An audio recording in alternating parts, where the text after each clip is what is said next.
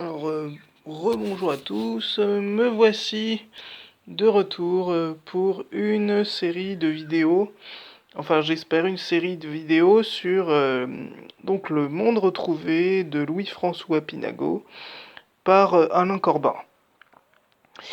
J'ai pas encore vraiment décidé quelle est la forme qu'allaient prendre ces vidéos.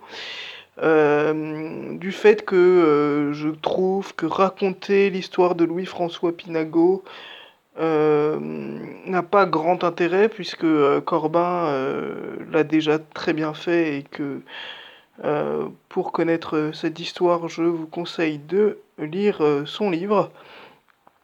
Par contre, peut-être ce qui est plus intéressant pour moi, c'est d'essayer de déconstruire la manière dont Corbin a construit son livre et pourquoi il l'a fait. Alors, donc on peut d'abord signaler les dates de Louis-François Pinago, qui est né en 1798 et mort en 1876. Alors pourquoi le choix de ce sujet de Louis-François Pinago par Alain Corbin? Alors il le dit lui-même dans plusieurs pages, donc dans le début de son livre, en y insérant quelques pages de son journal où il explique sa démarche, pourquoi il choisit Louis-François Pinago, comment il procède au départ. Alors, il part d'un constat, c'est ou alors plutôt d'une volonté, c'est de parler de quelqu'un qui est oublié. Donc lui, François Pinago, il a laissé absolument aucune trace, personne ne le connaît, il a aucune importance. Donc c'est quelqu'un qu'il faut exhumer de l'oubli. Alors Corbin, lui, il joue un peu en quelque sorte le rôle du démiurge.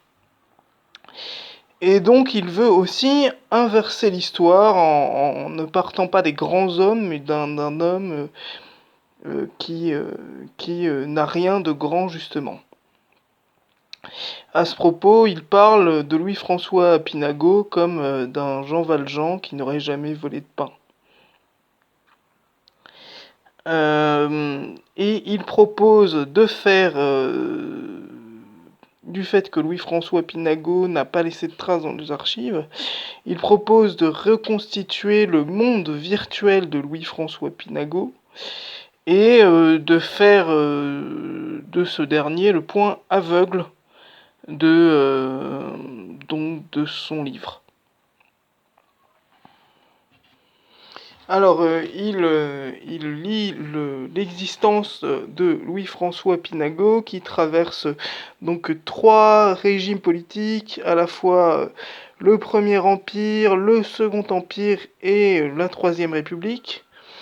Il lit aussi l'existence de ce dernier à l'essor ou à la naissance des sciences sociales, à la fabrication de paysages traditionnels, à la mutation de la société traditionnelle vers la société proto-industrielle.